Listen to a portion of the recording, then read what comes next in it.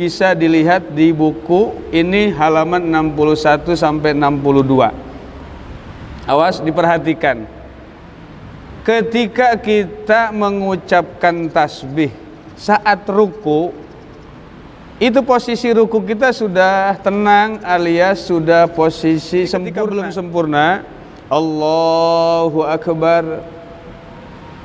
Nah, setelah sempurna tumaninah, barulah di situ mengucapkan Subhana Rabbiyal Azim wa bihamdi. Baik, di situ halaman 62, 3 baris dari atas. Di situ ada lafaz wa ditambah wa bihamdi. Di situ dilihat ada catatan kaki 57, hadis riwayat Abu Daud dan Ibnu Majah. Jadi ketika antum melihat saudara-saudara kita yang sholat kemudian mendengar tanpa mengucapkan wa bihamdih, itu juga sah.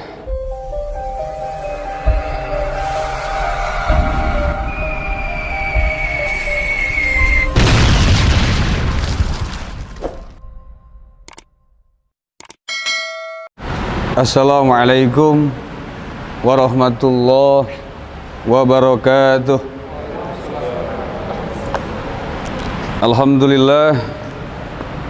Alhamdulillahilladzi tasofa bil kamalat, wassalatu wassalamu ala nabi khairil bariyat wa ala alihi wa sahbihi alladhina fa'alul hasanat, amma ba'du. Alhamdulillah, seperti biasa di minggu pertama dan ketiga kita adakan pengajian rutin membahas masalah fikih. Nah, kebetulan tema materi kita sudah sampai di, ada nggak di situ? Di Fathul Qarib, di situ halaman berapa?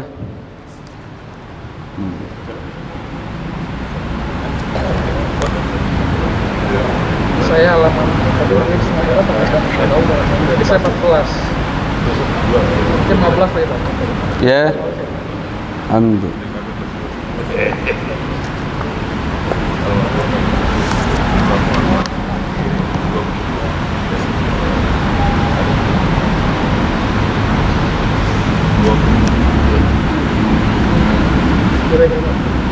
Ada di situ.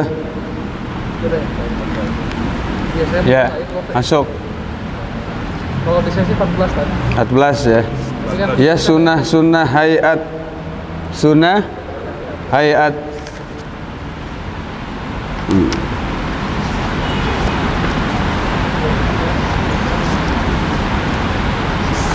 Ada.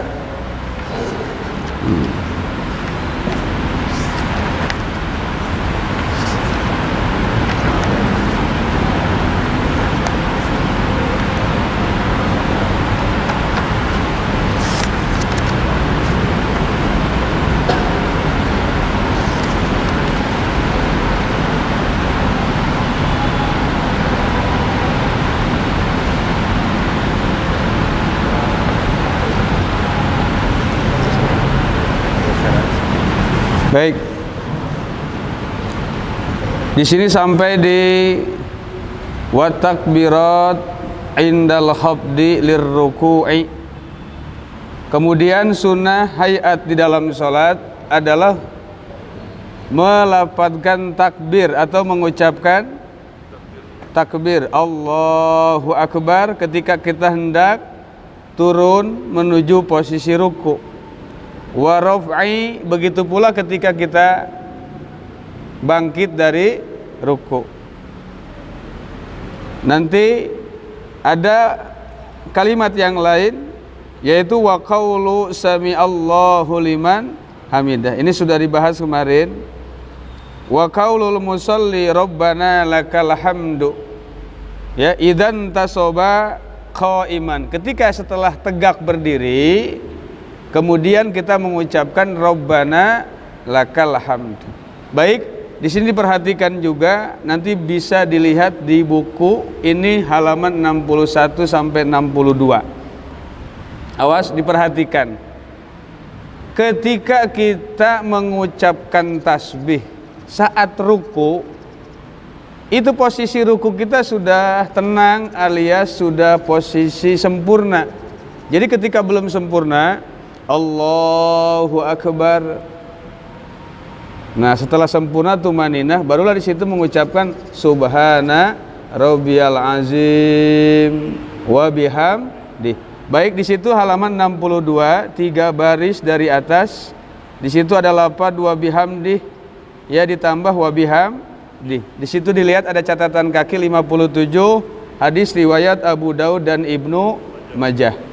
Jadi ketika antum melihat saudara-saudara kita yang sholat kemudian mendengar tanpa mengucapkan wa bihamdih, itu juga sah, tidak salah, betul. Subhana rabbiyal azim, subhana rabbiyal azim, subhana rabbiyal azim. Tapi di kita ditambah wa bihamdih. Ya, hadis sahih juga riwayat Imam Abu Daud dan Ibnu Majah. Dan saya kutip di kitab As-Salat wa Hukmu Tarikiha, ya, di halaman 173, Al-Imam Ibnu Qayyim Al-Jauziyah, cetakan Darul Hadis Kairo, Mesir. Situ ada. Ya, baik. Kemudian ketika bangkit dari sujud, bangkit dari ruku, mohon maaf, Allahu Akbar, sami Allahu liman hamidah. Sebelum tegak berdiri, masuk akal si Rasul selalu menganjurkan untuk selalu melakukan posisi yang benar. Jadi ketika kita belum tegak berdiri, jangan langsung meluncur sujud, karena itu posisi kita belum tumaninah. Hatta yatma'inna qa'iman. Kemudian kita tumaninah qa'iman, tegak berdiri. Kemudian dari sujud, dari ruku melengkung, tuh kan? Otomatis otot dan darah kita pun melengkung karena ngikutin tubuh kita. Ketika tegak berdiri, otomatis peredaran darah pun kemudian tegak berdiri. Jadi kalau masih agak bungkuk, si darah ini belum kembali normal kepada posisinya, ya kan? Masuk akal. Jadi tegak berdiri, kemudian baru Allahu Akbar, meluncur menuju sujud. Ya, hati-hati. Nanti sujud, kemarin sudah dibahas juga, meluncur sujud untuk lebih sempurna saja. Ya, di halaman 75. Ada di halaman 75. Di huruf L, sunnah turun pada lutut untuk sujud. Ada nggak? Ada situ? Ya. Baik, dalam hal ini para ulama madhab silang pendapat, berbeda pendapat. Hanafi, Maliki, Syafi'i, Hambali. Ada yang mengatakan lutut terlebih dahulu, kemudian kedua telapak tangan, dan sebaliknya. Ya, kedua pendapat ini benar karena dalam hal sunnah tidak ada harus yang disalahkan dan tidak ada yang harus ditinggalkan. Ini menurut siapa? Menurut Imam Nawawi dalam kitab Al-Majmu'. Sunnah tidak ada yang perlu disalahkan, tidak ada juga yang harus diunggulkan. Garis bawahi, agar kita selalu bijak menyikapi setiap perbedaan yang kita lihat, kita dengar, dan kita baca. Ya, sunnah tidak ada harus yang diunggulkan dan tidak ada yang harus disalahkan. Ini perkataan Imam An-Nawawi dalam kitab Al-Majmu' juz keempat halaman 477, ya, cetakan Darul Hadis Kairo. Ini.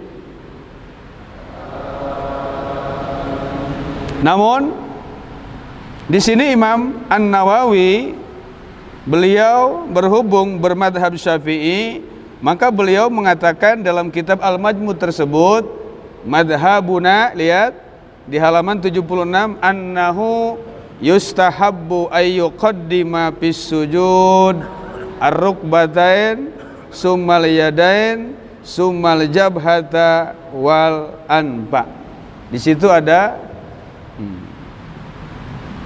foto gambar juga praktek, ya. Maka pendapat dalam madhab Syafi'i disunnahkan mendahulukan kedua lutut dan turun sujud, kemudian kedua tangan, kemudian dahi dan hidung. Awas, ini baru isi konteksnya saja ya. Awal, saya sudah katakan dalam madhab Syafi'i lebih utama itu mendahulukan lutut, kemudian kedua tangan. Itu pun kalau tidak ada udzur. Kalau ada udzur, ya seperti perutnya besar atau posisinya sedang sakit udzur, entah itu ada penyakit di lutut atau penyakit di pinggang, sehingga dia tidak bisa untuk melakukan sujud dengan mengawali lutut, tetapi harus kedua tangan, itu boleh. Ya, terlepas dari kedua pendapat semua benar. Kenapa? Karena para sahabat itu pernah melihat Rasul melakukan dua hal tersebut. Dari madhab Hambali meriwayatkannya dari Imam Imam Fulan, sampailah sahabat yang pernah melihat Rasul sujudnya mendahulukan kedua tangan. Yang diriwayatkan oleh Syafi'i berikut ulama-ulama sesudahnya meriwayatkan dari para sahabat yang kebetulan para sahabat itu melihat Rasul mendahulukan kedua lutut. Ya, ini yang bijaksana pendapat Imam An-Nawawi. Sunnah itu tidak ada yang perlu disalahkan dan tidak ada yang harus benar ini, itu salah. Itu salah, ini benar, nggak bisa. Ini perkara yang sunnah, atau semua adalah sunnah-sunnah baginda Rasulullah sallallahu alaihi wasallam.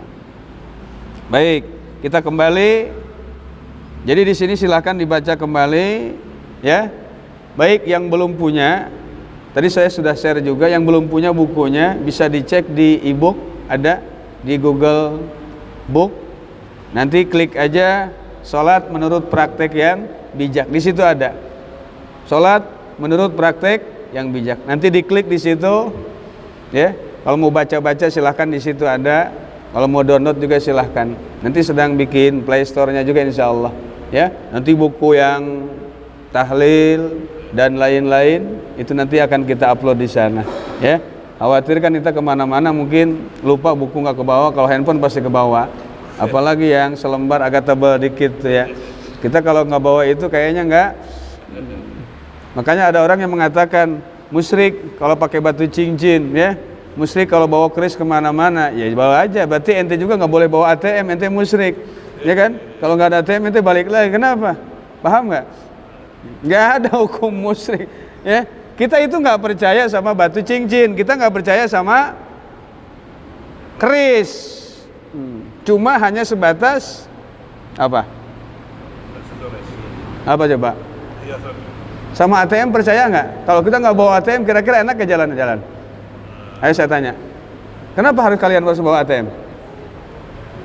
Heri, Pak Mafi? Ada isinya. Ada isinya, ya. Ya kan minta aja sama Allah langsung, ya Allah. Paham kan? Berarti kita maksudnya bukan mendewakan ATM kan? Bukan bermaksud kita tidak percaya kepada Allah. Hanya sebatas penolong, wasilah, dzari'ah.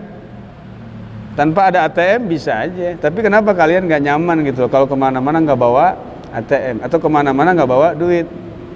Berarti Anda sudah mendewakan duit. Ya. Seperti halnya kalaupun kita memang punya cincin, ya udah pakai. Kalau memang cincin itu ada berkah, jangan percaya sama cincinnya. Paham nggak? Kalaupun ketinggalannya sudah, aduh, cincinnya ketinggalan. Kalau nggak gua pakai, gua apes nih. Nah itu baru bahaya. Tapi kita juga sama kadang-kadang. Aduh, gua nggak bawa duit nih. Nanti repot, gua lapar kalau mau makan. Nah, benar nggak? Coba pirain deh. Pikir-pikir dulu. Nanti mikirnya di rumah dah, udah sambil ngopi dah. Nah, di sini mungkin agak repot. Baik. Ya, jadi kembali kepada permasalahan kita. Silahkan ya kemana-mana. Mungkin bisa dicek di Google Book. Nanti silahkan klik aja. Salat menurut praktek yang bijak, ya. Kemudian wa tasbih fir ruku', membaca tasbih di dalam ruku'. Subhana rabbiyal azim wa biham. Baik. Subhana rabbiyal azim, subhana rabbiyal azim. Ada orang di samping kita membaca subhana rabbiyal azim saja tanpa wa bihamdi, itu pun sama. Itu pun benar, jangan disalahkan. Jadi kalau kita tahu itu tanpa harus menyalahkan, kita pakai biasa subhana rabbiyal azim wa bihamdi. Ya sudah pakai wa bihamdi. Boleh itu? Nanti posisinya ketika sujud, ketika ruku, mohon maaf, si kedua telapak tangan ini mengepal atau memegang lutut persis di posisi lutut. Lebih dari lutut makruh, kurang dari lutut makruh.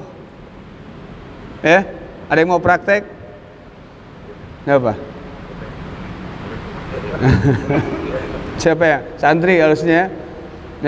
Nah, silakan. Nanti posisinya tangannya harus sejajar juga. Baik.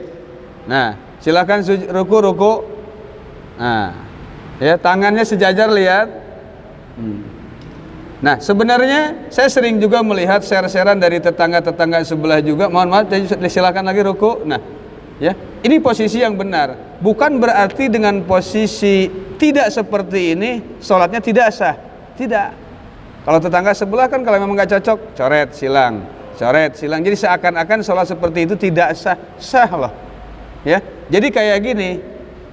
Jadi posisinya kasopi hatin wahidah, seperti papan seluncur yang rata. Nah, jadi sekira-kiranya kalau kita taruh gelas, ini nggak jatuh. Saya taruh ya. Nah, ya, itu udah masuk. Nah, posisi tangannya lihat, ada juga yang bengkok, coba tolong bengkokin deh. Nah, agak merunduk dikit lagi. Nah, lagi. Nah, ini ada juga yang seperti ini. Ini sah sholatnya tapi makruh. Nah, makanya beda. Ya, orang awam dengan ahli fikih ketika memandang hadis anjuran itu beda. Mereka kalau nggak cocok dengan tekstual hadis atau tekstual hukum, namanya salah, bid'ah.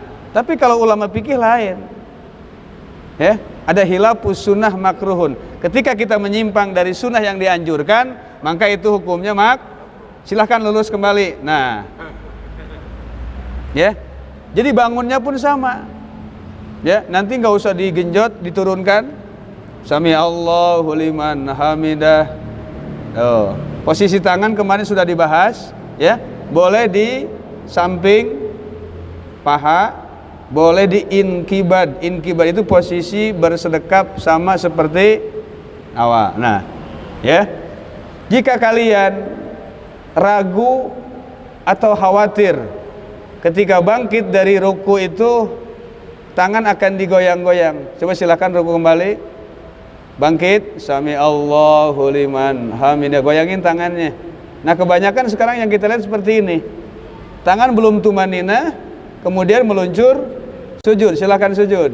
Nah, ini sholatnya nggak sah. Karena memang tumanina dituntut. Ini hukumnya wajib.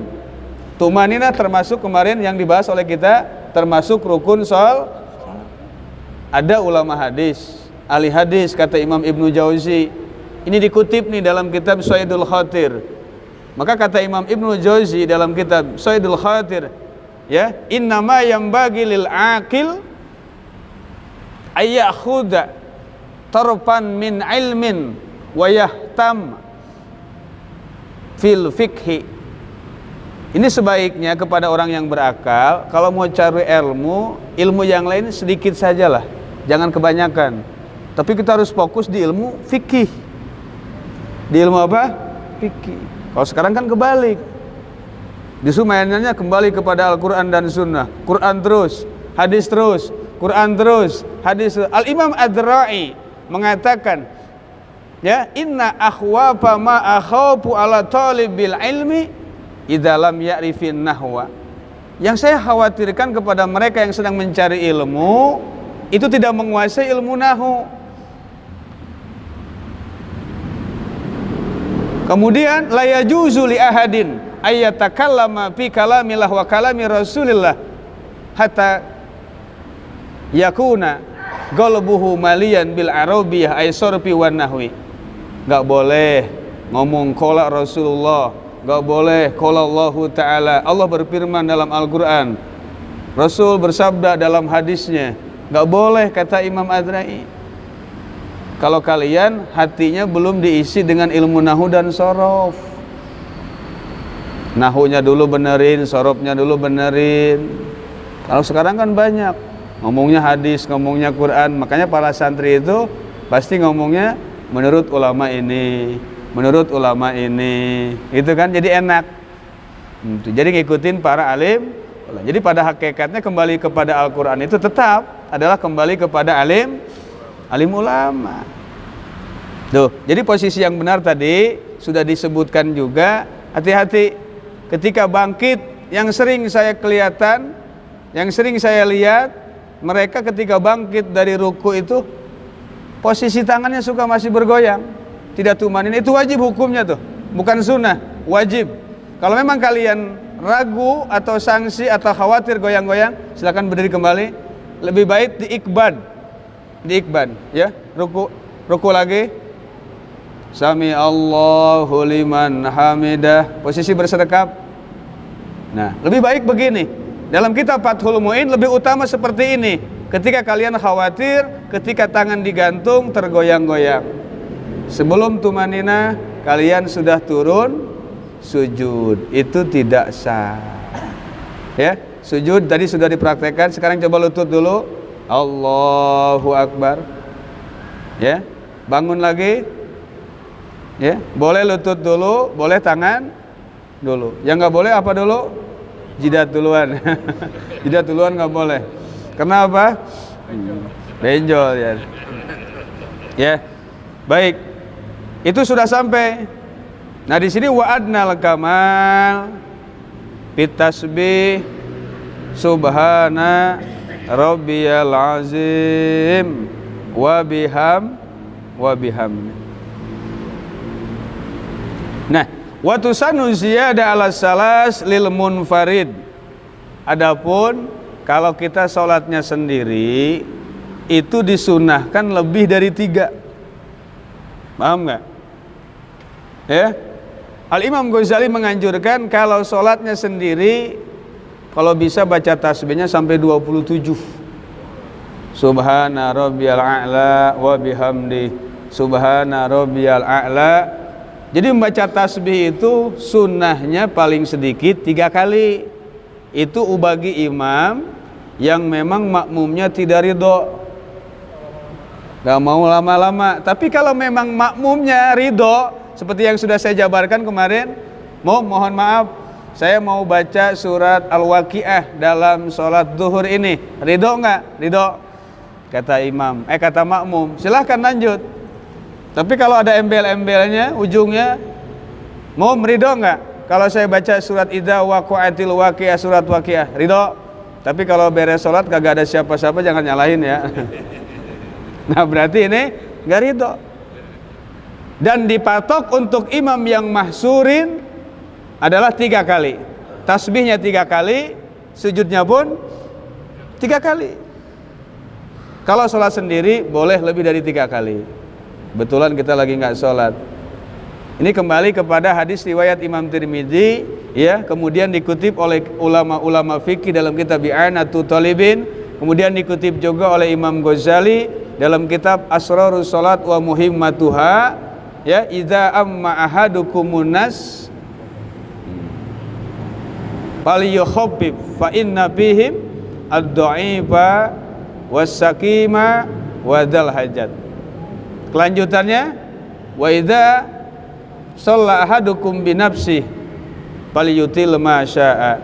Jika kalian sholat sendiri, maka silahkan kalian panjangin tuh sholat semau kalian. Mau baca surat Amma Yatasaalun, mau baca Alif Lam Mim Sajdah, mau tasbihnya 27 kali itu boleh, ya, boleh. Tapi di sini dituntut kepada imam wayahe harus 3 kali.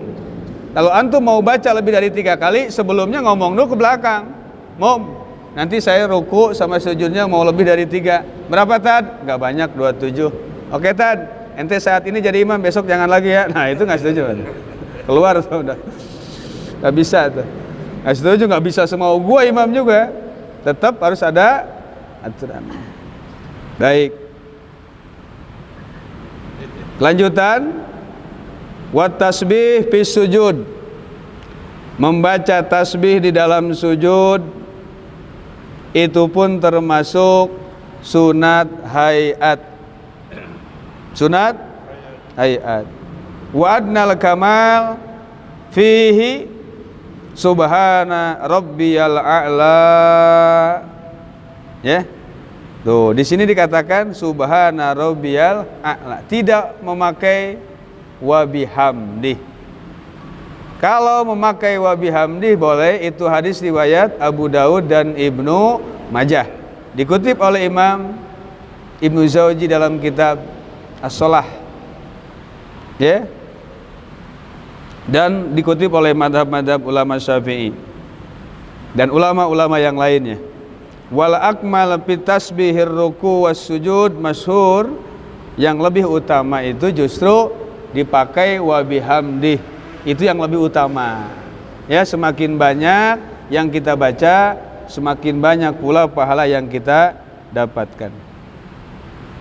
Wa wad'ul yadain 'alal fakhdain, dan menyimpan kedua tangan di atas kedua paha fil julus, ketika kita sholat.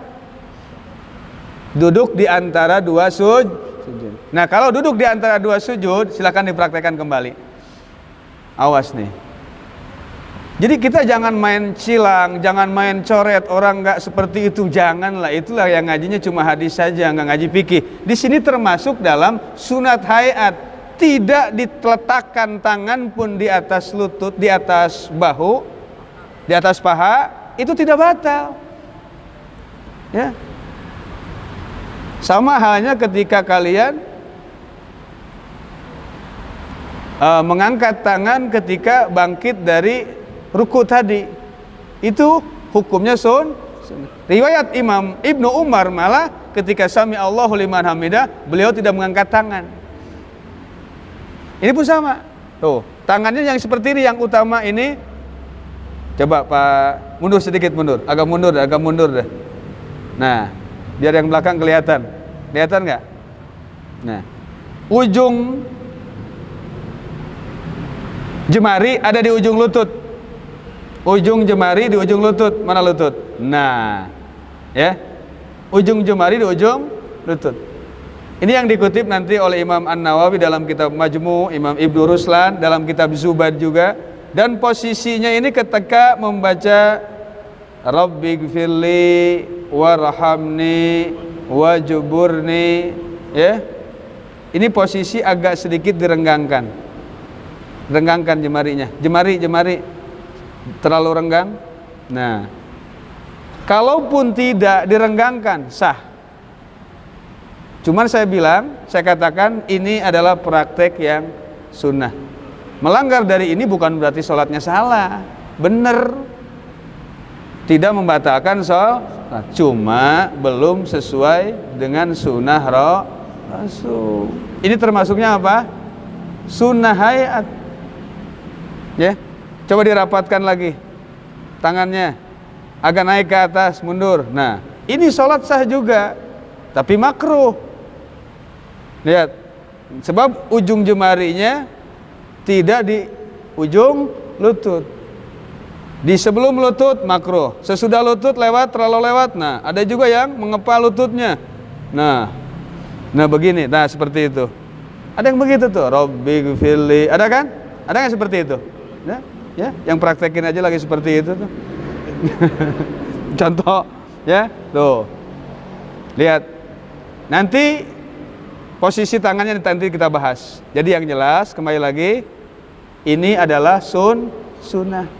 Kalaupun tangannya di samping kaki kanan, lepasin. Nah, satu lagi. Atau begini. Nah, baca Rabbighfirli. Loh, kok ente baca Rabbighfirli seperti itu? Ente nggak sah sholatnya? Sah nggak sholatnya kayak gini? Saya tanya, sah nggak?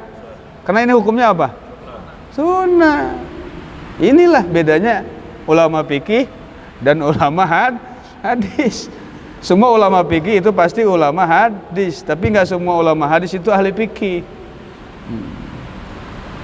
Imam Ahmad bin Hambal diakui hadisnya oleh Imam Syafi'i, antum a'lamu minni, Anda lebih mengetahui ilmu hadis. Itu sebenarnya sanjungan, tapi pada intinya tetap memperlihatkan kehebatan kepada Imam Syafi'i. Bukan berarti kita fanatik sama Imam Syafi'i, ya. Bukan kita berarti fanatik kepada Imam Syafi'i. Yang ahli hadis belum tentu ahli fikih, tapi kalau ahli fikih itu pasti ahli hadis. Ada juga yang nggak ahli fikih, nggak ngerti dia, cuman kerjanya ngomongin orang, nyalahin orang, beres nyalahin orang, masuk ke rumah sakit, masuk ke WC. Ahli hadas itu namanya. Bukan ahli hadis, ahli. Baik, jadi tangan seperti ini sah. Di tangan di samping lambung kanan sah, kaki sah. Ini cuma sunnah kok. Ujung jemari ada di ujung lutut. Posisi sedikit direnggangkan. Nah, ketika duduk di antara dua sujud. Tapi ketika sedang di tasyahud awal, posisi jemari kiri dirapatkan. Nah, posisi jemari yang kanan, lihat saya, membentuk huruf 53. Salasan wa khamsin dalam hadis riwayat Muslim. 53, ini limanya, ini 3. Tuh. Ya. Ketika sampai di asyhadu alla ilaha illallah, hamzah lafaz illallah, maka di situ disunahkan untuk ditunjukkan. Nah, wahanaha dan sedikit dilengkungkan. Enggak begini. Kalau begini sah juga tapi makruh. Ini memperlihatkan orang itu takabur. Wahanaha sedikit didoyongkan, dilengkungkan. Asyhadu alla ilaha illallah. Ini standar. Lengkungkan. Nah, menunjukkan ketawaduan, kerendah hatian. Baik, silakan kembali ke tempat. Ya. Nanti di pembahasan berikutnya. Jadi wad'ul yadain alal fahdi, menyimpan kedua tangan di atas paha ketika duduk di antara dua sujud, litasahudil awal wal akhir, itu termasuk sunat hae. Ya. Ma laisa ruknan fiha wala ba'dun wala yujbaru bisujudis sahwi. Gerakan atau ucapan yang bukan rukun dan bukan sunat ab'ad, ketika kita tinggalkan, maka tidak harus ditambah dengan sujud sahwi. Itu namanya sunat hay'ah. Ya. Lanjut. Ya bisutul yad al-yusra bihaisu tasamat ru'usuha ar-rukbah. Tuh. Di sini dijelaskan, kemudian dibuka tangan kirinya sekira-kira ini sejajar ujung jemarinya ar-rukbata dengan lutut. Bukan? Sejajar dengan lutut.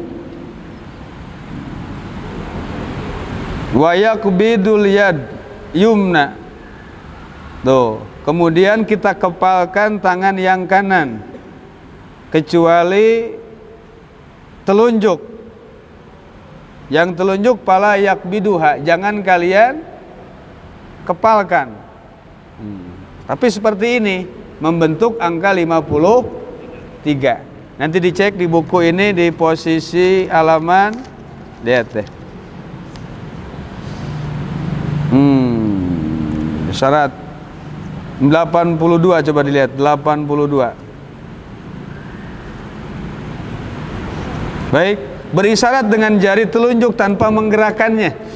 Awas saat tasyahud awal dan akhir, setelah sujud kedua, maka dianjurkan untuk meletakkan telapak tangan kanan di atas bahu kanan, disertai dengan membuka jemari tanpa direnggangkan. terkecuali jari telunjuk dan ibu jari. Keduanya membentuk bilangan 53. Ya, hadis riwayat Muslim nomor hadis 580. Selain itu disunahkan telunjuk diangkat sedikit melengkung. Oh, ya, saat membaca illallah. Itu hadis riwayat Abu Daud nomor hadis 991. Semua ada, ya, posisi tangan, posisi jemari, bacaan apa, hadis apa, semua sudah dikutip dalam buku ini di halaman 82. Silahkan baca kembali. Ya. Oh, wa aqada salasatan wa khamsina, kemudian kita berisyarat dengan telunjuk 80 berapa? 53. Baik. Itu termasuk apa? Sunat ayat. Termasuk sunat ayat. Fa innahu yusiru biha rabi'an laha hala kauni mutasyahidan wa dzalika inda qaulihi illallah. Di sini memang dalam fikih tidak dikutip hadis-hadisnya, tapi di instan. Justru hadisnya sudah tadi saya bacakan, ya, kemudian berisyarat rafi'an sambil kita angkatkan jemari telunjuk kita hala kaunihi, dalam keadaan tingkah kita itu membaca tasyahud. Di mana wadzalika inda qaulihi illallah, diangkatkannya ini ketika membaca ilallah. Ada juga saudara-saudara kita yang sudah diangkat baru mulai at-tahiyatul mubarakatus. Pernah lihat nggak? Di sini dibacanya inda qaulihi illallah, ketika masuk di kalimat illallah.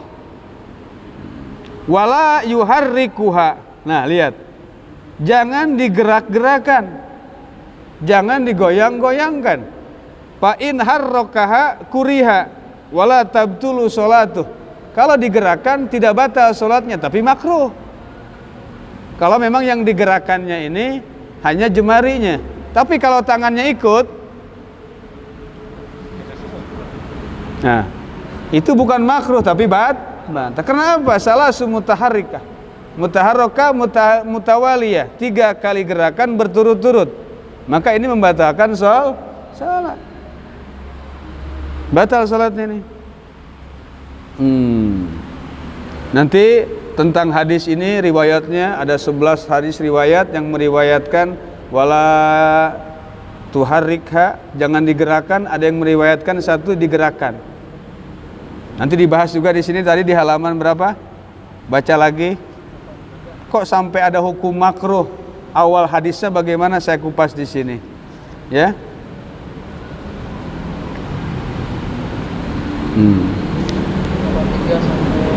83 sampai di 88. Ya, 83 sampai di 88. Baca di situ. Ya. Gerakan. Yang 11 nanti hadis mutawatir bentrok dengan hadis Uhad, hadis 1 melawan hadis 11. 11 melawan 1. Siapa yang menang? Yang menang 11. Maka nanti yang sunnah ini yang 11, yang 1 sedikit. Namanya kil.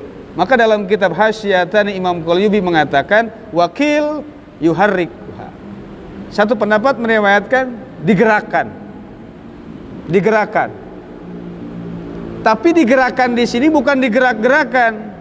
Pendapat ulama digerakkan itu dari mulai kalian mengepalkan ketika sampai di qaulun illallah, maka gerakanlah illallah. Tuh, digerakkan begini yang dimaksud ulama, bukan digerak-gerakan terus-terus.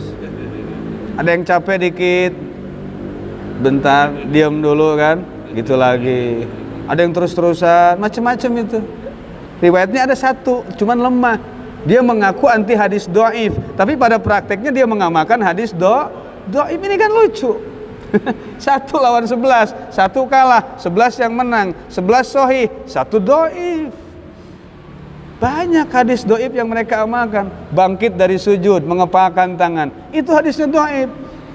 Ahli hadis Imam siapa? Ibnu Shalah, Imam Nawawi, Al-Hafidz Asqalani mengatakan hadis mengepalkan tangan la aslalah, tidak ada dasarnya, maudhu, palsu. Mereka henti hadis dhaif. Jangankan dhaif, maudhu aja di mereka amalkan. Makanya jangan di sini semua ada. Makanya baca pelan-pelan sambil ngopi, belakangnya piscok, depannya donat, enak dah. Ya, sambil santai, sambil santai. Bacanya pelan-pelan, jangan emosi, pelan-pelan. Di sini dibuka. Sekarang kan zaman digital loh. Jangan mengatakan ini salah. Mereka sekarang kritis. Kalian juga kritis. Nanti kalau pulang ke rumah masih nanyanya ke siapa? Googling kan? Bener nggak? Gua cocokin nih. Silakan, di sini ada referensinya. Abu Daud silakan. Referensi. Oh kata kiai ini begini. Oh kata kiai gini begini. Makanya kalau mendapat pendapat-pendapat dari ulama-ulama yang lain, silahkan kita tampung tanpa harus menyalahkan yang lainnya. Ingat perkataan Imam Nawawi dalam kitab Al-Majmu' juz keempat halaman 477 tadi, hal sunnah tidak ada yang perlu disalahkan dan tidak ada yang harus diunggulkan. Semua sama, umat baginda Rasulullah. Jangan sampai masalah sunnah menjadi perpecahan. Terus posisi saya bagaimana? Ya kan ini judulnya menurut praktek yang bijak. Di sini biasanya banyak orang yang digerakin nggak? Enggak, ya jangan. Di sini banyak yang kunut nggak kunut, ya ente ikut kunut. Jangan menerus hadis yang sahih harus begini. Sahih belum tentu bijak, paham nggak? Imam Ahmad bin Hambal hafal 1 juta hadis, tapi yang dituangkan cuma kurang lebih 22.000 dalam Musnad Ahmad bin Hambal. Kemana sisanya? Itu sahih semua yang dihafal. Imam Syafi'i ada qaul qadim ketika di Mesir. Mohon maaf, ketika di Irak. Namanya qaul qadim, qaul lama. Tapi ketika pindah hijrah ke negara Mesir, bikin qaul jadid, qaul yang baru. Karena masyarakat Baghdad dengan masyarakat Mesir, kultur budayanya beda. Itulah kebijakan ini sudah diajarkan oleh Imam Syafi'i radhiyallahu anhu. Di sini biasanya ngangkat tangan kunut, ikut kunut. Ya, di sini imamnya madhab ke kanan, memang ke kanan. Ya kan? Sholaitu khalafa Rasulillah wa ahbabna an yamini. Saya kalau sholat di belakang Rasul, kata sahabat nih, Barra bin Azib, saya lebih senang di sebelah kanan Rasul. Karena Rasul beres sholat itu suka menghadap ke sebelah kanan, bukan berhadap-hadapan ke sebelah kanan. Wa ahbabna an yamin. Tuh, ya. Kalau biasa di kanan ya sudah kanan. Biasa wirid ya wirid. Ya, jadi ngikutin enak. Biar sama-sama enak. Itulah praktek yang bijak, bukan praktek yang sahih. Kalau sahih kita praktekin, wah sahihnya begini, main salahin aja nanti. Nanti ketika sholat duhur, sekarang saya duhur, asar, maghrib, isya, subuh saya pakai kunut. Yang belakang aneh, kok duhur ada kunut? Ini kunut nazilah. Cigudeg lagi banjir, lagi longsor. Kunut nazilah, Imam Ahmad bin Hambal menganjurkan untuk kunut nazilah. Tahu kunut nazilah? Kunut ketika banyak bencana, baca kunut nazilah. Imam Ahmad bin Hambal tidak kunut subuh, tapi menganjurkan kunut nazil, baca kunut nazilah. Terserah, silakan. Redaksinya, kalimatnya boleh. Ya, yang dianjurkan, yang diajarkan oleh Shahibur Ratib Al-Habib Abdullah bin Alwi Al-Haddad, Allahumma fa'annal bala'a wal ghala wal jawra wal fitana wal waba wasairu anwa'il bala min biladina khasah wa min jihadihim amah wadfa'ana saratagin wal bagin wal zalimin wal mu'tadin bima syita ajilan ghaira ajil fi lutfi wal afiyah. Nah, kemudian tambahin silahkanlah, Allahumma ansur ikhwanana titik silahkan. Allahumma gfir lana ya Ghaffar warhamna ya Rahim. Silakan apa saja. Ya Allah, ketika harga-harga sudah mahal, kemarau berkepanjangan, kemudian sembako sudah sulit kita dapatkan, kita baca kunut nazil nazilah, baca. Nanti hafal nggak? Nanti ditulis ya. Nanti ditulis insya Allah. Minggu berikutnya lah. Diingatkan saja. Tapi siapin kapan tulisnya. Kalau nggak saya coret-coret mungkin di kaca. Itu resiko. Maka siapin. Tapi kalau nggak mau saya coret-coret di kaca ini. Ya, untuk baca doa kunut nazil. Baik. Masih ada waktu? Ya? 3 menit lagi. Baik, dilanjut saja satu pembahasan lagi. Wal ibtiras fi jami'il jilsah al-waqi'ah fi salat kajulusil istirahah wal julus baina sajdatain. Disunahkan, sunat hayat nih, duduk dengan posisi ibtiras. Bagaimana ibtiras? Ayyajlisa sahsu, seseorang duduk ala ka'bil yusra jailan dhahraha lil ardi, ya, wa yansiba qadamahu yumna wa yadau bil ardi atrafa asabiha li jihatil kiblat. Ya, yang namanya duduk ibtiras ini harus dipraktekkan. Ini lagi nih, ada praktek biasa, ya. Seseorang duduk ibtiras, menghadap ke sana, ke belakang. Nah. Ya, kaki kiri masukkan, si pantat sebelah kiri dibengkokkan. Seperti tasahud akhir. Bagaimana duduk tasahud akhir? Nah, tuh lihat, maju agak maju dan agak maju, yang belakang biar lihat. Maju lagi, maju sebentar. Nah. Ala ka'bil yusra, ya. Dia kemudian duduk di mana? Ala ka'bil yusra, di mata kaki yang sebelah kiri, jailan dhahrahu, kemudian punggungnya ini menghadap ke kanan. Ini nih, kaki kirinya tuh lihat.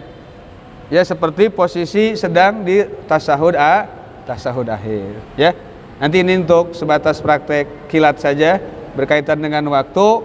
Nanti kita bahas di pertemuan berikutnya. Mudah-mudahan segitu yang saya sampaikan pada malam hari ini, semoga bermanfaat dan bisa kita aplikasikan sehari-hari. Untuk lebih jelas silahkan dibaca kembali bukunya, ya. Nanti yang belum punya silahkan dibaca di ada, insyaallah e-booknya ada. Semoga bermanfaat. Usikum wa nafsi bitaqwallah, hadanallahu wa iyyakum ajma'in. Assalamualaikum warahmatullahi wabarakatuh.